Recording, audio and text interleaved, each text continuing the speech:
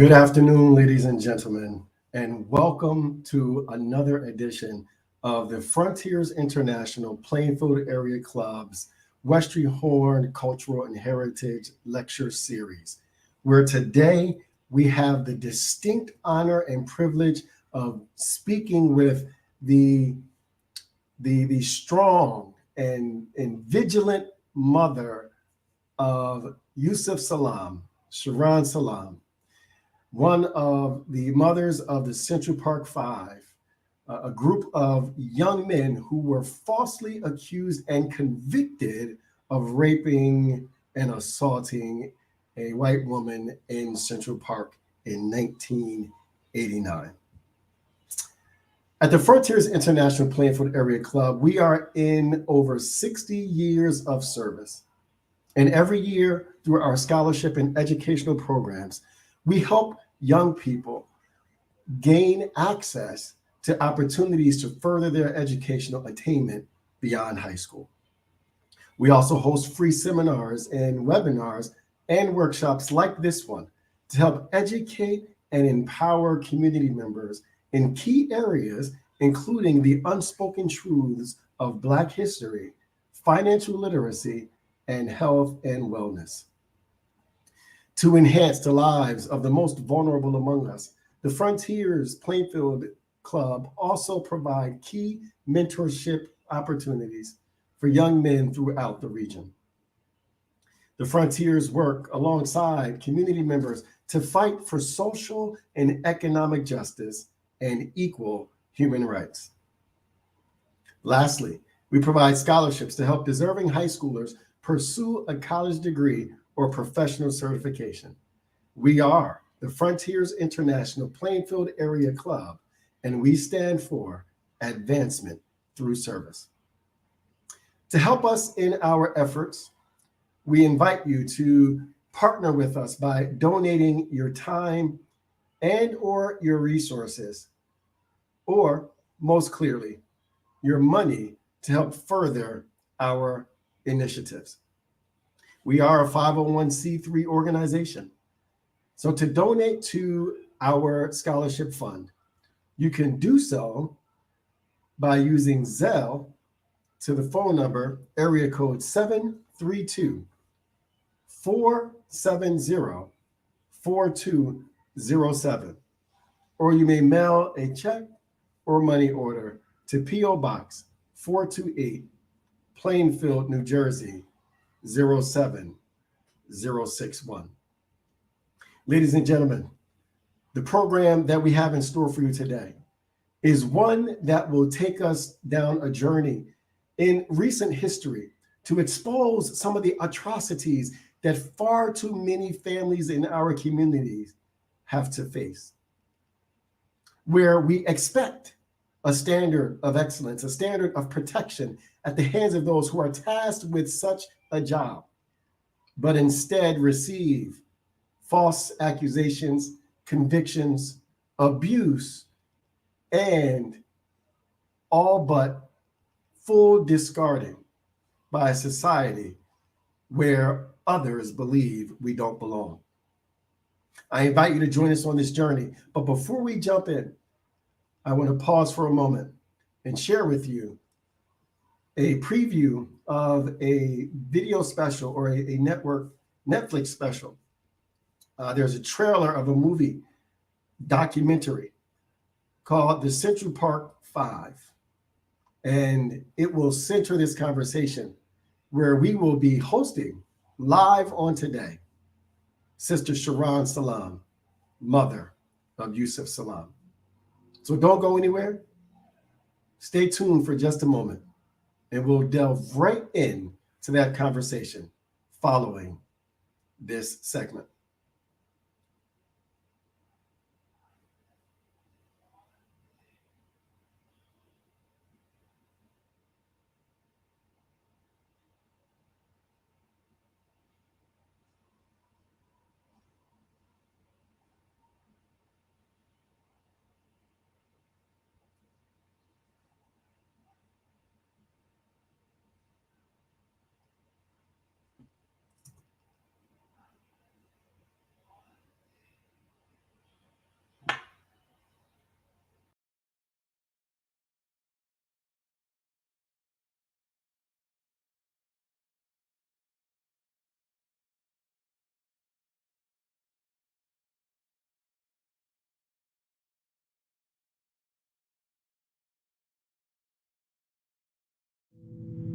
I want us to remember what happened that day and be horrified by ourselves.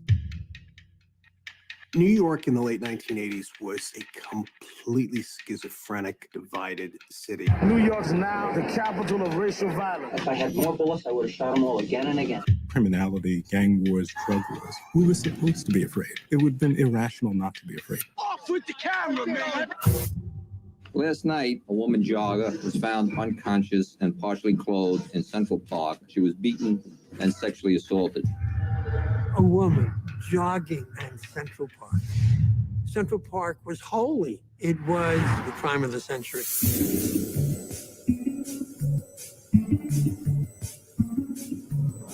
5 youths were arrested at 96th Street, all between 14 and 15 years of age. They got him!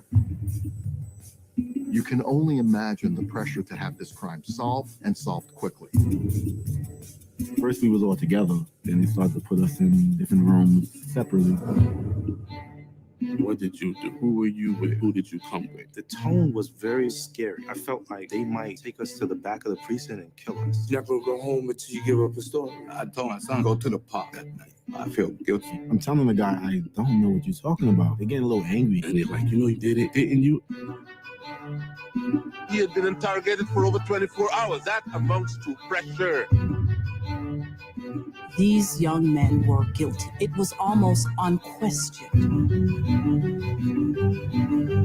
The police controlled the story. They created the story. They seized on the fears of the people, wilding the bestial characterization of the black man. There's no DNA match whatsoever to any of these boys. I was going nuts. No blood on the kids. Nobody could identify them. But if they confessed, and that was that.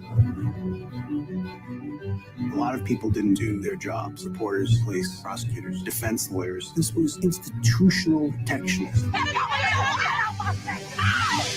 We falsely convicted them, and we walked away from our crime. This is the ultimate siren that says none of us is safe.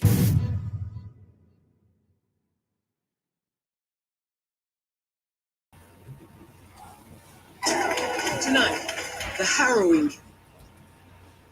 Equipped with a barrage of lies, equipped with an entire system wrought against these 5 young men, New York police officers would subject these young men, these boys, these teenagers, mere young adults, to hours and hours, over 24 hours of intense questioning and accusations, forcing them to either succumb because they had little to no other choice in order to see their way out.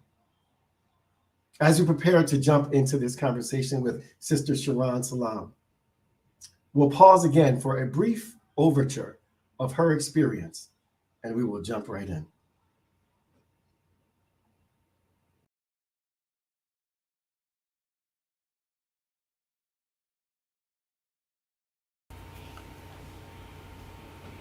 Sharonne Salaam is the mother of Yusef Salaam. On April 19, 1989, she and her family's lives were changed forever. Her son and 4 other boys were arrested and later falsely convicted in the Central Park jogger case. In a mere blink of an eye, they went from 5 ordinary working families who did not know each other to members of a community who were pulled together in this Central Park 5 case. Although her son and the other 4 teenage boys, Atron, McCrae, Kevin, and Corey, Raymond, and Yusef were all innocent, Sharonne, along with everyone else involved, were scared as hell. They were all villainized as animals and treated like the one who had actually raped this white woman in Central Park. The behavior of her son and the other boys, as described by the police and the press, was so bizarre that they found it impossible to believe. The anger in the community and outside of the community made it unsafe for these families to move about freely. They were sore afraid for their children at home. What's worse is Donald Trump took out a full-page ad in New York City newspapers asking for the restoration of the death penalty so that these innocent boys could potentially be killed as a result of these false convictions. Within all of this, there was a small group of people who believed and stood by these families, and many community members who joined in the attacks and mass anger. There was a communal sham that touched every black person in Harlem and in New York City. You could see in their eyes and feel it in the air. It was like they all needed to hide from public view, lest all black people would be accused. The climate took its toll on the families, destroying relationships between father and sons, and mothers and sons, and the like. The 20 years of stress on the innocent boys and these families caused family members to become inflicted by disease and driven to eventual death. Now that the jail part was over, they are all moving toward forgiveness and rebuilding their lives. But there is no question about it, the damage indeed was done.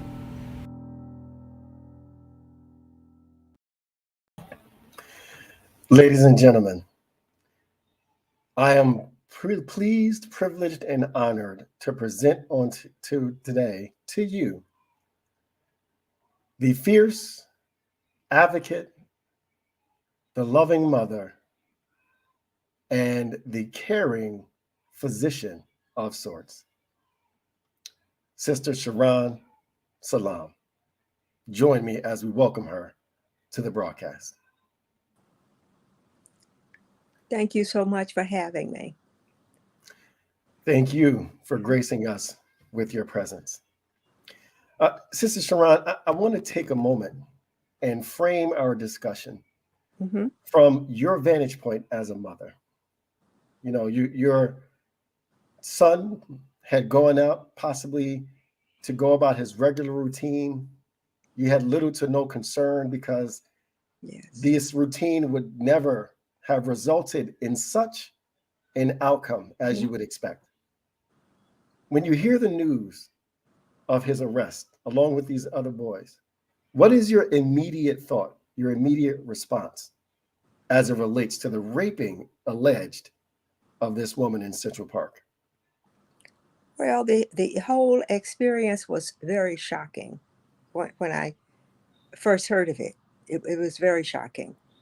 And, you know, I thought some kind of mistake had been made, but it was like unreal. Like I was in the twilight zone. And so it seems to me that the likelihood is your worst fears had come true. Well, actually, these were not my worst fears, but something beyond my worst fears had come true, because who on this world would have thought of this? It was like unbelievable. Yeah. Never in a million years would I have thought that this type of thing would have happened. And the reality is, not only didn't I think it would have happened to me, I didn't believe it was happening to anyone until it happened to me. So when you look at the news articles and all of the interviews that had been given, the stories that had been told, these young men had been villainized. They were called thugs. They were called villains. They were called rapists, and every other derogatory name that you could surmise as a journalist. That's so true. That's so true. But what is the truth of the character of your son? At this time, as a young man, describe him for us. Well, he was like, I guess, most boys, most children. Just growing up, he just turned 15 recently. And he was out just, walking around doing his thing, very calm boy. The type of child that you never would have expected any type of behavior of this nature, because no behavior like this had ever been displayed. So it was really an unreal type of situation to hear this. Yeah, I can imagine as a father. I have a son now who is 16. Mm-hmm. And not only is there this assumption of guilt, this presumption of guilt placed on young Black men, but he's also quite tall. My son is 6'4", and he's quite stocky. And so while it seems progress has been made in our country, and we've come beyond this place where the target against Black people may have subsided a bit, I'm always shocked to see, or maybe not so shocked, but it seems society is shocked whenever we hear these stories where our children are not only targeted, but criminalized, villainized, and abused by the power of policing in our communities. What do you say to the parent who sends their child out on a daily basis and is concerned or uncertain about the fact that they might not return? Well, I would say to them, since my son at that time, I think Yusef was around 6'3", 6'4" himself. Now he wasn't a big kid, but on the slim side, but he was very tall and the kind of kid that stood out. What I would say is to start educating your children today. Don't let this day end without that education regarding how to carry yourself in this society, because the reality is, in many ways, we are free, but we're really not free. There's still that kind of stigma upon us. And oftentimes, when the police approach us and come toward us, stop at us, they don't look at our children, no matter how young they look, as children. They look at them as adult, and they also look at them as criminals, and it makes them very vulnerable to whatever is happening out there, whatever could happen to them, because this is the perception of people who are really to serve and protect us. And in many ways, we become their victims. Yeah. I mean, that most certainly is the case. When you have this expectation of protection and service from an organization, by the way, that you pay through your tax dollars. Yeah. And then realize that not only is the service not being performed, but instead that is being used against you as a vehicle for oppression. It causes you to believe that you are somehow considered less than what everybody else is, your fellow man who is afforded these rights and protections under the law. So when this occurs, go ahead. No, I was just saying that is so true. We've moved forward in terms of the expectation of what freedom is in our communities and what freedom is individually to us. But as to whether or not we actually experience that freedom is very different from what our expectations are. Yeah. It's interesting when I read about Central Park 5, the summary today is that these gentlemen have been exonerated. That's the term that the media uses when referencing this case. Yes. But in many ways, that exoneration has not truly materialized. So there are certain outlets that still maintain the idea that these gentlemen were guilty. What do you say to those? Well, I would say that if they were to look at these boys, now men, the same way that they would look at whites, there might be a place within them to find their innocence. But as long as they are Black, it's very difficult for them to see them as innocent people because they have been conditioned to think of Black people in a certain way. And as long as this is internalized within us, it's very difficult to see people differently, if you understand what I'm saying. And the internalization of this whole process has been going on for, many, many years. Yeah. Many, many years. And it has turned us to believe, even within our own communities, that many of us can be and are able to do various things without even considering innocence or considering justice. And we shout just as loud as everyone else, we're glad they got them. We're glad they got them, but we don't know who they got. You don't know if they got the guilty person or if they got the innocent person. All we know is they got somebody. Wow. Wow.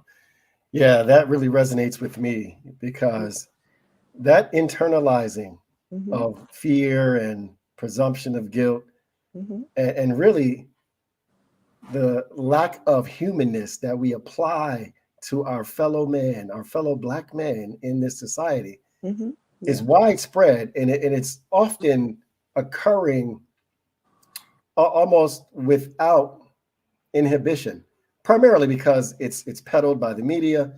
You know, the media is able and has the means to really change the dynamic of what we see as normal, but oftentimes continues to peddle these lies because it makes them money. So my question to you is, with that occurring, not knowing who to trust, who believes you, Yeah. when you learn the news of what's happening with your son and his friends, who do you call? Who was available? Who availed themselves to support and to help you during that time? Oh, I see. Because the first thing I thought of when you said, who do you call? I was going to say the Ghostbusters, but yes, yeah. But they're not available. It's very difficult to know who to call because many people in our communities don't have lawyers on hand. They don't have the people on hand who you need to call. They may not even know these people. And that means that you have to wait till the morning comes, wait till 9 o'clock, or wait to whenever you can reach out to try to find someone who you can call. I imagine in ways I was luckier than some of the other families because after being at the precinct for some time and realizing what was going on, I was able to start the process of trying to call someone. But, you still have to, other part of it, and to see whether or not that individual will be available to you when you call. Are they in the office? Are they home? Are they out of town? Can they get to the police station? All of this stuff is going on in your mind as you're trying to find someone. So now I'm at a point where I say, gee, there are two things that we need in every family. We need a lawyer, somebody who knows the law, and we also need a medical person, someone who can do the doctoring. Yeah. So we need to have access to these two people if we're going to survive in this society. Because part of what's happening to us, and that puts us in this position, is that a lot of the education that centers around Black people is not being taught. A lot of our people are walking through this space and time feeling that they have not contributed to society because they are not really taught anything that would give them value. And this includes white people, Asian people, the whole gamut in terms of what you see in terms of Black history. most of the things that you see even on TV, where you see the Black movies and the movies who are making money with Black people, these are people who are committing act of violence. Yeah. And this act of violence was perpetrated after slavery ended, to show that we were such a violent people, because before that, there was a time where we were very docile. We were very nice to be around. You know what I'm saying? We were very controllable as slaves. But once slavery ended, the whole thing of who we are, and it started, I imagine, with the program of Birth in America, and who we are, you know, people afraid of us and so forth. We afraid of ourselves. And we can't get beyond it until we realize that this is something that's real within our communities, is real outside of our communities. And the only way it's going to change is people admit it, start getting educated about it, so that they can move forward with their lives. And I mean education from kindergarten to 12th grades. And for people who are old like myself, they need to go somewhere and get educated too. I remember years ago, they had programs that were in the churches and places like that, where people could go and receive education regarding how to survive. Now, this was during the time of segregation. This was during the times of the Ku Klux Klan and all of those types of energies that we most likely feel we have grown beyond. But we're at a point now where we need to bring that back. We need to start educating our children and older people as well, how to get out of harm's way. Because it's too many of us that are being approached. It's too many of us in our communities that are being targeted. When you look and you see the police presence, the majority of the police are in our communities. The majority of the so-called criminals are coming from our communities. The majority of people who are being stopped by police are in our communities. Yeah. The majority of people who are being ticketed are in our communities. How do you change that? Because you can't change it unless there's a change in the way the police think about the people who they are servicing in their community. As long as we are seen as an underclass of people, as a violent class of people, as people that always commit crime, people that always need to be monitored, we're going to have these kind of issues happening over and over again. And yes, people do say that this is an anomaly when these things happen. It's only an anomaly because it's happening one at a time. But there are hundreds and thousands of people who have faced this anomaly, and they are facing it every day. Yeah, you are absolutely right. You know, statistics speaks for themselves. When you find that in our society, Blacks make up 13% of the population, and yet in prison, over 50% of the population. That's right. So there's definitely a crime against our segment of humanity, which remains unaddressed. But that's right. As we think about the events that unfolded with your son and his friends, and you've learned about it, you've gone through the process of discovery, trying to identify who it is you can rely on. What do you do next? What are your steps of action that you take to try and right this wrong early on? Well, after you try to, after you meet various people who try to assist in one way or another, bringing more people to the table, then you try to see how many more people are out there that can listen to what it is you have to say.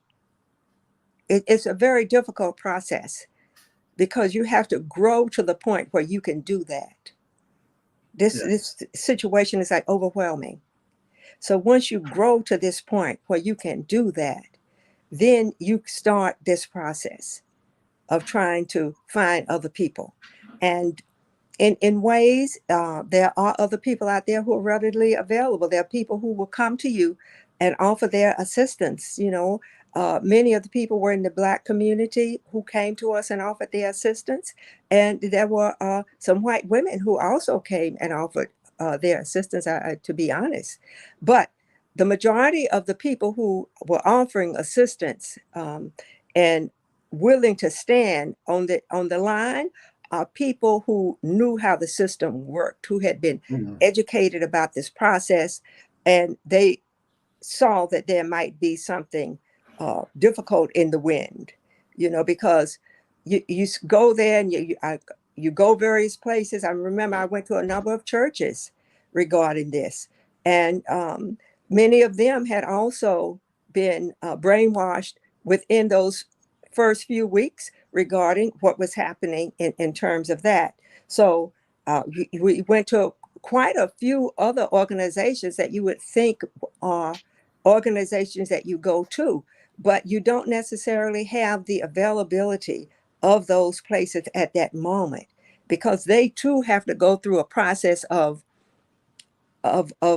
figuring out who to believe, who to stand with, making sure that they're not on the wrong side of the coin when these types of things happen. And sometimes that might mean that they can't stand with you until there is more sureties that you are truly innocent in this case. So it's like they're holding you at a higher standard than what would be necessary for you to gain support. But, there were a lot of people who came out who stood with us. Yes. Yeah. A lot who stood with us. And most of them were in the, activist community. Got it. So many of them had seen this many times. Yeah. So with those who are coming out of the works, shocking you, I would imagine, with their support, whether they're activists, whether they're Black or non-Black. Yeah. What do you do with the information you've received, the contacts that you've made? How do you galvanize the support in a cohesive way to actually begin to turn the tide in the situation? Well, let me just say this. One of the first groups of people that came out to assist was Elambe Brath and Namza Brath and Aisha Grice. And those are people who stuck with us to the end during this process. And when they came out, because many of us, I know I wasn't familiar with these activist people. So it wasn't that I could reach out to people that I knew of already, you see? In my case, I guess the biggest activist group that I had ever heard of was the NAACP. But you need other people beside that who can come out to help. And they helped to organize many of that. And and those people who are coming out. So that helped. That was extremely helpful. Now, had Yusef ever encountered a situation like this before? Any run-ins with the police where he was mistreated or falsely accused? Or was this literally his first incident and most shocking, of course, because of the outcome? Well, this was the first for Yusef, and I do believe that it was the first for all of the kids that were convicted of this crime. But you have to realize also that during this kind of a frenzy, there was a conscious attack on the community where hundreds of children were just picked up, children of color, just picked up. What do they have a name for that? And right now it escapes me. When the police go and they just gather up everybody they can put their hands on and take them down to the prison place. So they had this going on, and they were gathering up all kind of kids and taking them down, and Wow. just seeing like who could stick, who they could get stuff to stick to, Right. who they could bend to their will, whose parents was taking too long to show up. Yeah. Yeah. It becomes evident, right? It's Yes. far less about guilt or even the Mhm. potential that someone was even in the area to have performed this heinous act, and far more about how easy it is for them to manipulate a situation to achieve a closed case. And it's Right. unfortunate because oftentimes on the end of that weapon Mhm. is the face of our children. And it's Oh yes. so unfortunate. Yes, it is. And it's sad because, a lot of this, you when you say to yourself, wow, I too am the kind of person that wants crime solved. But on the other hand, I'm also the kind of person who would like to see the right person who did the crime solving it, Yes. and not just innocent people. It always reminds me of the time when I think it was Stalin who talked about how they would go out and arrest people, and when they had crimes happening over there, and oftentimes he would arrest people, and it didn't make any difference whether they were guilty or innocent. What made the difference is to show the community that someone was arrested, that the government was on it. They got somebody. And this is what we have to get beyond here, because right now in our communities, there's a great distrust of the police. And a lot of this is because of these types of tactics, the overbearingness of the police, the stop and frisk of the police, even though stop and frisk is now illegal. But, if you change the name of it, it's still stop and frisk. It's the action that goes on. It's, people wondering whether or not the person that the police have picked up are actually the innocent person or the guilty person. You don't really know. And when you go down to these juries, oftentimes you don't know from that either, because what did they say during this case? It's easy to convict for a jury to pass judgment on a ham sandwich. Now let's see if they can get a conviction. Wow. You see? Wow. So now these kids were the ham sandwich in Yeah. this particular case. And there are other ham sandwiches that the jury is passing on and sending the case forward. A lot of Yeah. it deals with, whatever the material is that's being given to them at the time when they're making these decisions.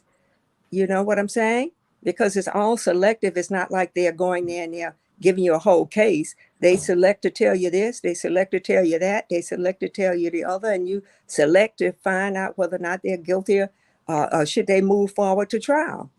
Yeah. I mean, there were a number of laws broken. I mean, these were minors. The police Oh, were yes, most interrogating them definitely. without Mhm.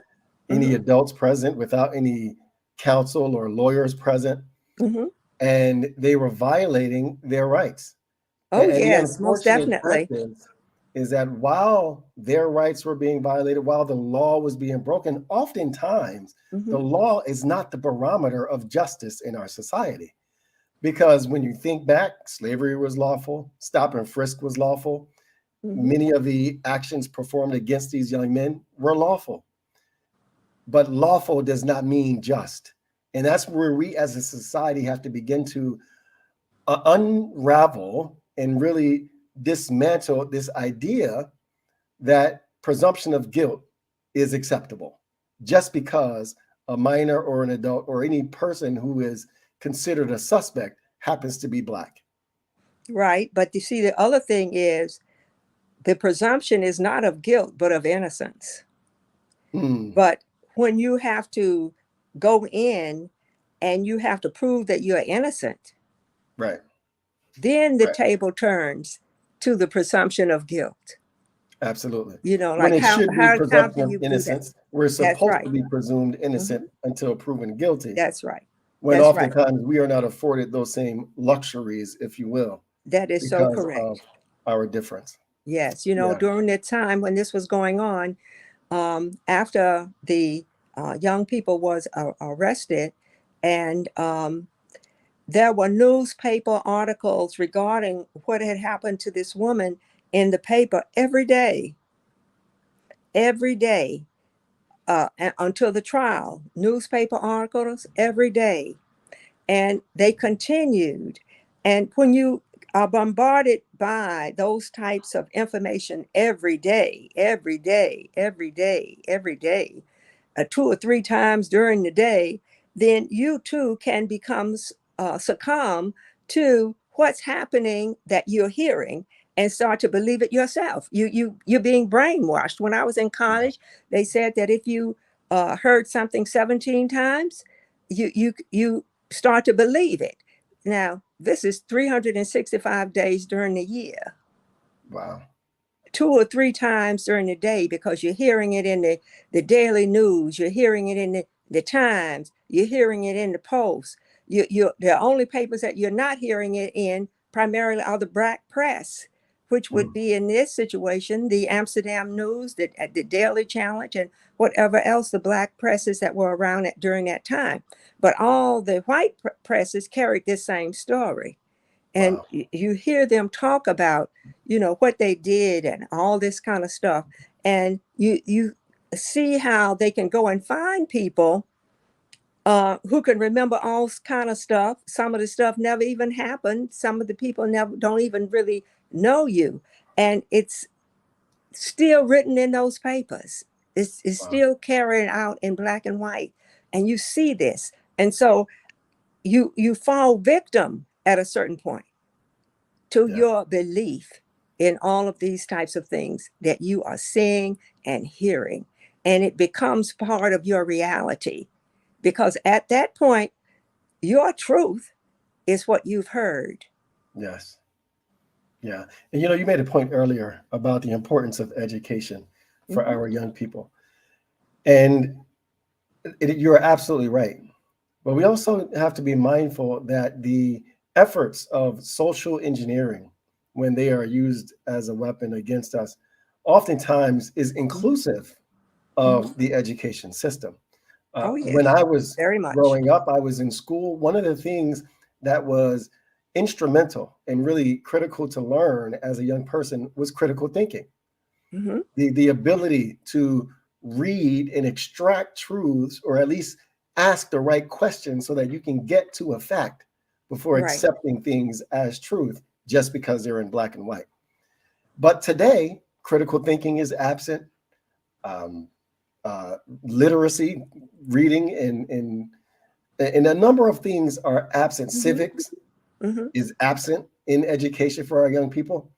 So how can we as a community begin to right those wrongs so that our children are better prepared and better equipped to face these issues when they arise? And I say when, albeit reluctantly, I say it with intention, because for many of us, this continues to happen every day.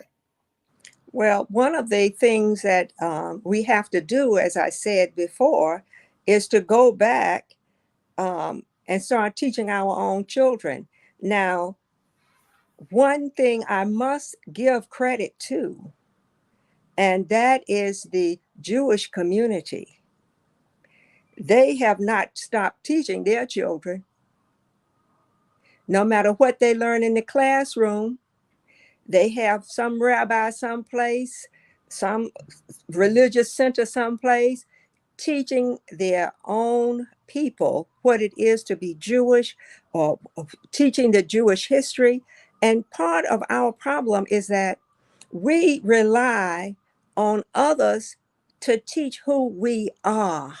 Yes. And that becomes a big problem, because no one can really tell your story, even though they may say, oh, I'm going to tell your story. I'm going to do a great job. I'm going to do this, I'm going to do that. They don't know your story to tell. Yeah. They may know of some points within your story that you're sharing with them, but that's not your story. They don't know. They don't know. And unless we take control of that, even in this climate where they're changing the books and changing this and changing that about the African Americans in this country. And when they change those things, they're also changing the perception of the Africans in this country, because before we were African Americans, we were Africans who were brought to this country. And some of us were Africans who were here before we were brought here. But we were Africans first. And it was a while before we became Americans as a whole community, because even when slavery was over, there was a time when many of our people had to go and sign, I don't remember the name of it right now off the top of my head, but you're trying to remember all this stuff, but on that we were accepted as Americans in this society. And we signed those roles. And when I say we, it wasn't we that signed the roles. Mm-hmm. It was the adult men that signed the roles. And men in the South in particular had to sign the role. The white men, the black men, they all had to sign the role, because it was those groups in the South that had seceded or wanted to secede. So now for them to come back into the fold, they had to pledge their allegiance by signing these roles. And the uplift of what came of that was just for men. Just for men. Yeah. And some of our black men benefited from that for a short time. Yeah. And then that whole thing changed. It's almost like you still hear the call for reparations. And it's a legitimate call, because we are people who have been injured within this society, and we continue to this day to bear the burden of that injury. There are people who have received reparations who were injured, who have not gone through the types of things that we have experienced, but their reparations have been paid. Absolutely. It's like, that's all part of it. And I also feel that that's part of why they want to erase that part of our history. When I was a younger person, and I was going down south to visit my relatives, and I said, gee, I want to go back to a place where we had lived many years ago, or where they came from is what I said. I want to go back to where I came from. And I remember my grandmother saying to me, after I asked her if she wanted to go with me, because, that would have been a big help, because she knew where it was and I didn't. So she couldn't go with me. So she said, well, it's down below Bug Hole. Okay. So I went down, and I saw a sign on the road that said Bug Hole. So I knew I was going in the right direction. So I went down below Bug Hole. And I'm saying this to say, I've gone down that way since that time. And they've changed the name from Bug Hole to Captain whatever now. But they've changed it. So now if I say to my children, it's down below Bug Hole, they wouldn't know where to go. Wow. Because the name has changed. It's still down below Bug Hole. Things have changed. And they're changing things on us every day. And the only way we can keep it real is if we continue to pass it on to our children, to their children, and to all those generations that's coming up behind us. Yeah. Yeah. Ms. Salaam, when I think about the tragic events that transpired, even following the arrest and conviction of these young men, I recognize you and the other parents and all those that rallied around you were in a fierce pursuit of justice. And during that time, of course, as you stated, the media was plagued with these falsehoods and these untruths about the character of these children and the nature of the events. That's true. Were you ever able to connect with a media outlet in an attempt to get the truth out? Was any outlet willing to share your story at that time? Well, the only networks that were willing to share any of our stories were the Amsterdam News, the Daily Challenge, as I had mentioned before, just the Black press.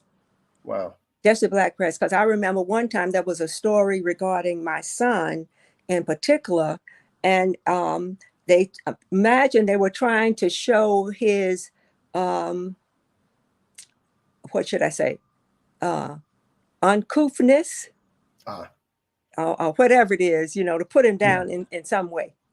And it's a Black reporter that did this. And he wrote about how he had come to court. Now, my son was always a suit guy.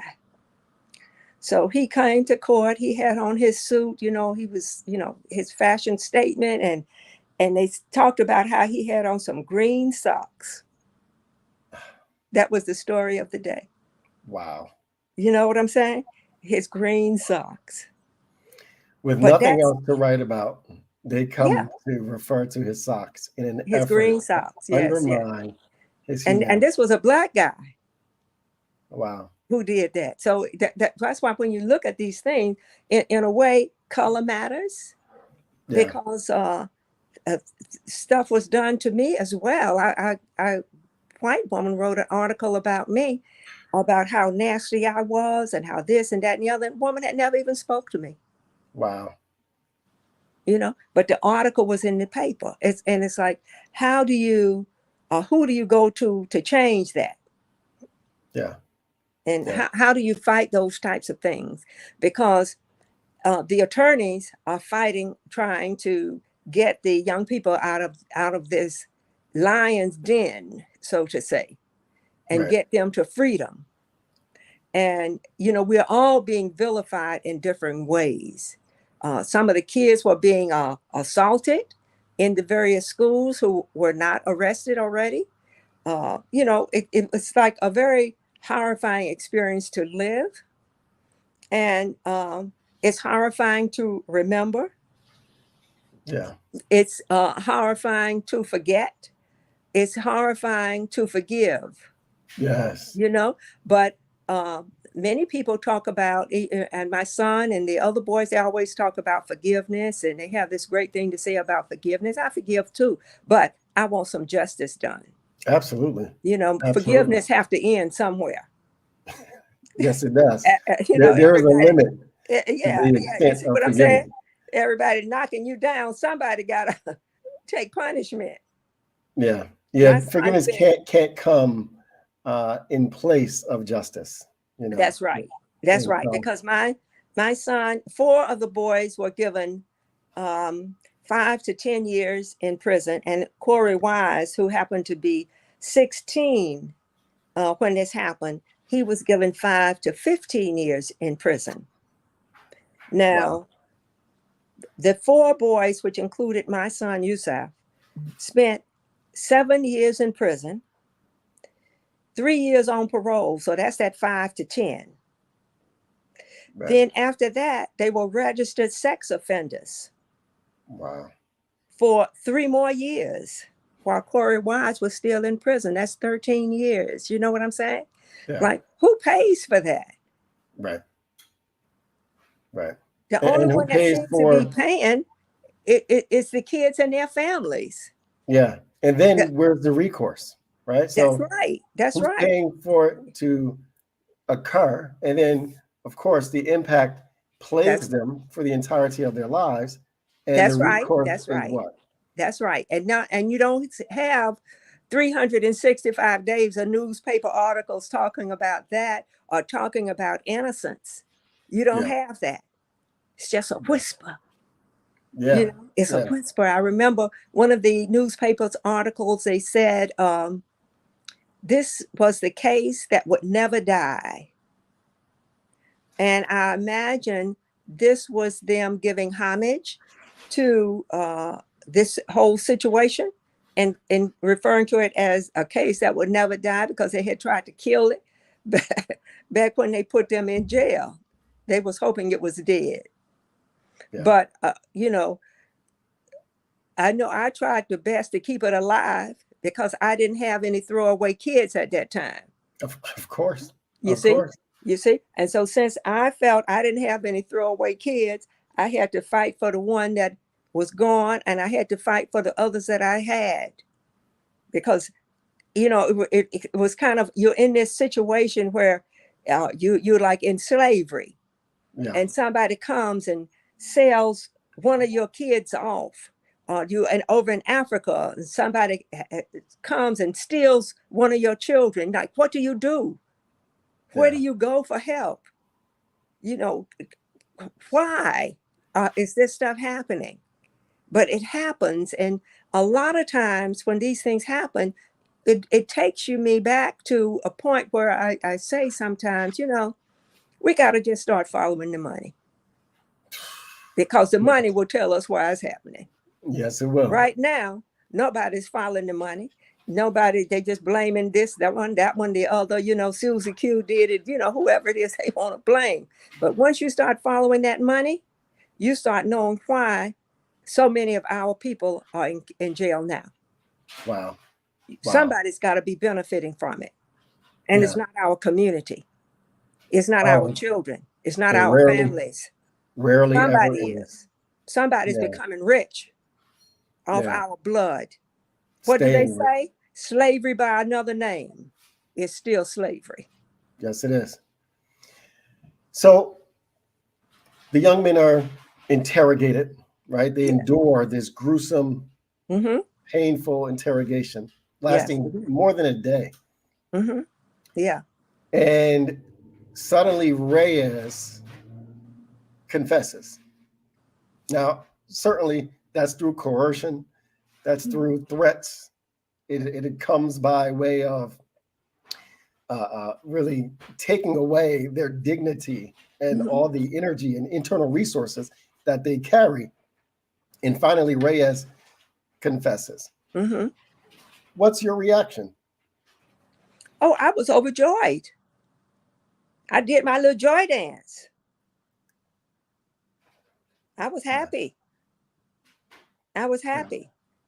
Because, you know, when something like that happens, you think it's going to be over, but they're still fighting. They're still fighting to hold on to the conviction. They're still fighting to hold on to these children's lives and the destruction they are caused because they don't want to admit all this suffering they did. Yeah. You know, because there were times when the handwriting was on the wall, but they didn't want to let it go even before Reyes. Yeah, because I would imagine that there were a select few, of course, who knew from the very beginning that these young men were innocent and they were perpetrating a crime against them by forcing them to accept the guilty plea. But for all of those who were unaware but were blindly following, to finally learn the truth and still try and uphold a conviction, it just blows my mind at how much evil exists in these types of people, to the point that they not only do they not see your humanness as a person, but they wish to still restrict you from living your life, all because they can't confess or admit where they went wrong. I understand perfectly. I understand perfectly because I remember there was a place where they had interviewed the jogger, and she had said that she couldn't believe that only one man did all that stuff to her. But, you know, that was his MO. He had done that same thing to quite a few people, but she couldn't believe it. So even she was in this state where she had been brainwashed into believing this and didn't want to let it go.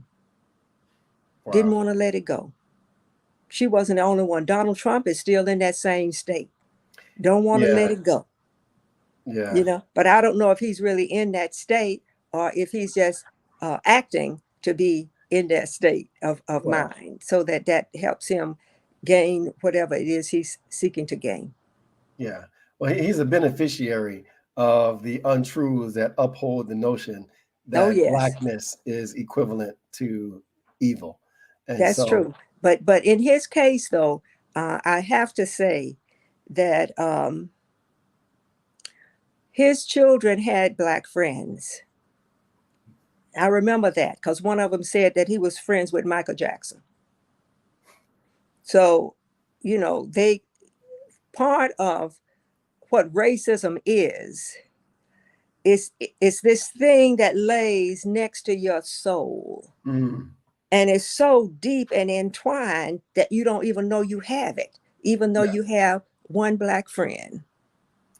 I had said to my youngest son one day, I said, "Oh, you have some nice neighbors." He's living in a mixed community.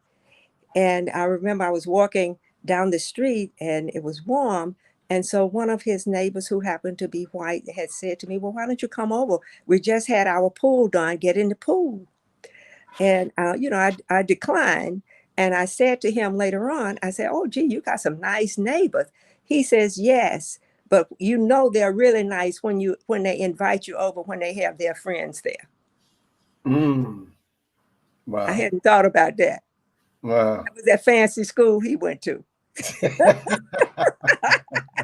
You know what I'm saying? That was that school that taught him critical thinking. He said, when they invite you over and their friends are there, you know that they are beyond racism. Yeah. That's when they no longer have to be your friend in silence or behind closed That's doors. correct. That's correct. Yeah. That's correct. That's Yeah. correct. So news has it that you are now on the WBAI local station board. What Yes, else I are you am. doing to occupy your time today? Well, I am on the local station board, and I'm actually on the national station board as well. Okay. And Awesome. I guess we're just trying to do the best we can to maintain this station and get it back into a positive working order and build up the listenership regarding the station. Okay. That's what we're supposed to be trying to do in any event. And I imagine part of that is to develop a good supportive funding stream for the station. Awesome. Well, I mean, it's great to see, right? You've never stopped being a positive influence on society, despite all that you have gone through. So right now, after this case has in some ways been put behind you, and exoneration of sorts has been achieved, what would you like our listeners to know about the headspace that you're in today? Where's your mind today? What's the state of life for you and your son and all these young men? Okay. Well, I'm in 2 or 3 headspaces right now. One is I'm with Justice for the Wrongfully Incarcerated. I'm a co-founder of that organization.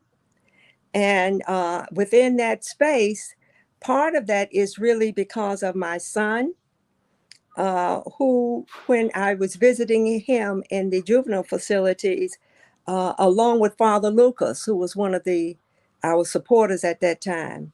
And he had said to us, because there were groups of people who had said that they would work with this one, you know, and so forth and so on. And he said to us one day that there were kids there who needed their help. And he was okay. And so, you know, I said to him, I said, "Wow, you know, if we start trying to help these other kids in here, you know, that might turn on you." He said, "No, I'll be okay." You know, so we started trying to help the other kids who were in there. Wow. And we did that for quite some time. And now I'm with Justice for the Wrongfully Incarcerated to try to help those people in there. We just finished one project with the Gate of the Exonerated over here in Central Park. And it was the young men themselves who actually named that Gate of the Exonerated, because, you know, I wanted to be named something with a 5 or something in there. But, you know, They wanted it to be named Gate of the Exonerated because they wanted it to be a mechanism that reached out to all people who were exonerated, which is wonderful, And with justice for the wrongfully incarcerated, we work on issues regarding incarceration, issues regarding wrongful incarceration. We do not have a legal staff. We're mostly just volunteers that are working on these things to try to make people aware and the need for change in the justice system, and especially a change for those people who've been wrongfully incarcerated, and a change for those people who have been wrongfully incarcerated and exonerated. Because once you are exonerated after incarceration, oftentimes there's no real services, no help for you. You're on your own with the clothes on your back, the shoes on your feet, and let's say $40. Yeah. You know, and it's go take care of yourself, now you free. But that's part of that old slavery mentality too, where you don't really have things to take care of yourself other than the word that you are free. Yeah. You know, and by the time you go over to, what is it, Dunkin' Donuts and get you a coffee and a donut, a third of your money is gone. Yeah. And you still haven't taken the bus or the train home. It's very sad. It's like we do all these things to people. Right. And we don't want to take responsibility, and we don't want to help them either. When the time is done, we don't want to give them a leg up. Yep. It's pitiful. It's pitiful. But we have to start thinking more of our humanness and become human to all people so that we can right what we've done wrong. Absolutely. Oh, and the other big thing I'm thinking about, and I think I've been thinking about this for a number of years and I haven't gotten there yet, is my trip to Ethiopia. Okay. I'm going too. I'm coming with you. You coming? Okay. I keep trying to Absolutely. come, but I haven't gotten there. Yeah, I've been trying to make it my business to get there as well with some attention. So it's elusive. Yeah, it's elusive, but things are going to change. Absolutely. Absolutely. So with all that has been said, all that has been done, all the experiences that you have endured, both as a mom and a fierce advocate for change, which you still are today. Yes. Do you believe that justice has been served? Well, what kind of justice? I have to know what kind so I can believe it's been served. Yeah, well, I mean, so for these young men whose lives have forever been changed, for the years that have been taken from them, have they received justice? Well, I would like to say, in a way, they have received justice, thanks to Matias Reyes and the justice that he gave them. I would like to thank him for that, because he could still have been silent. Yeah. But he said he found religion, Jesus, while he was incarcerated, and that had him confess to make right all of the sins that he had done.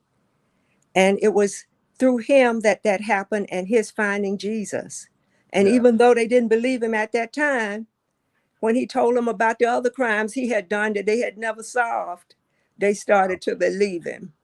Wow. You know, but how can you give somebody back 13 years of their lives? Wow. How can you do that? No amount of money can make that right. Yeah. And I would like to think, yes, it made it right-ish, or it made it right, but How can it? You know, there were times when I had wished that my son had been able to go to a regular college and graduate. Right. You see what I'm saying? And a lot of that was denied him because of that situation that he was in, and some of the other kids. You know, I look at it and I see some of the kids who have the same educational capacity they had when they went in, because they were denied education depending on where it was they were incarcerated. Who can give that back? Right. And beyond that, there's no one even ready to admit that there was a wrong done, Right. that there was suffering that occurred, that harm took place. Who can give it back? Yeah. I want it back. I want my kids whole. I want the other children's whole. I want their families whole. And I want those parents who died while this was going on, who did not know that their children were found innocent. I want them to come back so that they can hear from their children's mouths that they have been cleared of this atrocity. Wow. But we all know that's not going to be happening. Yeah. It's not going to happen. And when you look at it that way, it's not all coming back. You are We just have absolutely to right. hope one day that the forgiveness that they offer will add up to justice in some way. Yeah. Yeah. I mean, so profoundly put, and you've articulated that in ways that many of us have never even thought about. And so I want to thank you not only for sharing so much of yourself with us today, but also for taking advantage of the opportunity to take this atrocity and flip it on its head by becoming a fierce advocate for change and standing tall on your belief that justice is possible at some place and some time. I want to give you an opportunity at this point to share any final thoughts that you'd like to share with our audience. And then following that, I'll give closing remarks and we will close for today. But again, I just want to thank you so very much for sharing your story with us today. Yeah. Well, let me You're- just say, I know when my mouth starts moving, it doesn't know when to shut up. And there may have been many of you out there who had questions. Please forgive me. I'm going to try to be quiet now so that the young man can say what he has to say. And thank you all for listening. And reach out to us at Justice for the Wrongfully Incarcerated. Share your love and become one with us.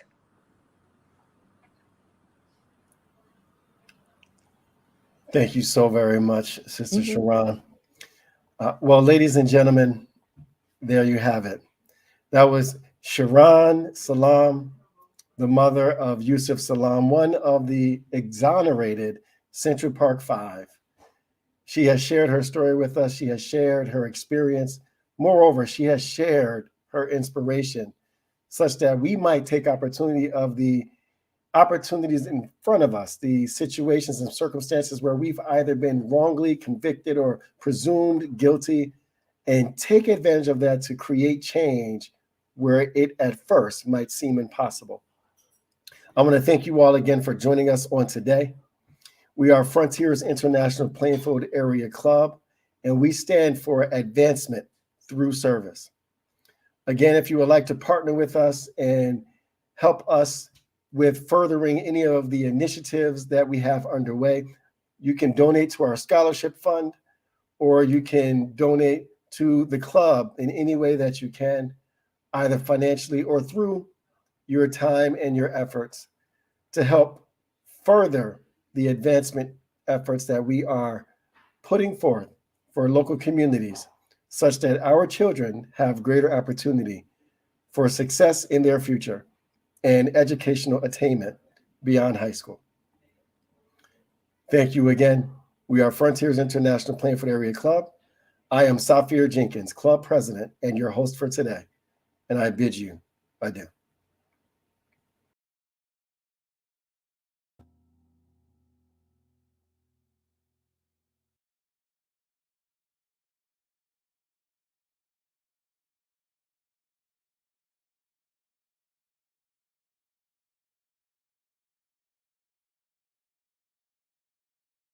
changed forever. Her son and 4 other boys were arrested and later falsely convicted in the Central Park jogger case.